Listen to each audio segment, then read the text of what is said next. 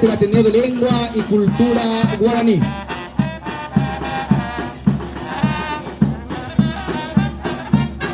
Presentan la alegoría de la carreta con los bueyes.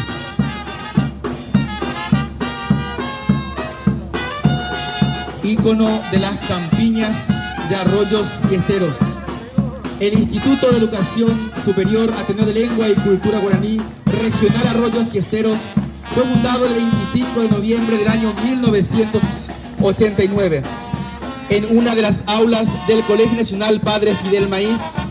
De esta casa de estudios ya han egresado más del 1.000.000 de docentes en lengua y cultura guaraní, a más de un centenar de licenciados y 35 magísteres en lengua y literatura guaraní. Además realiza diferentes tipos de eventos educativos como cursos de capacitación docente, charlas, talleres, festivales y otros.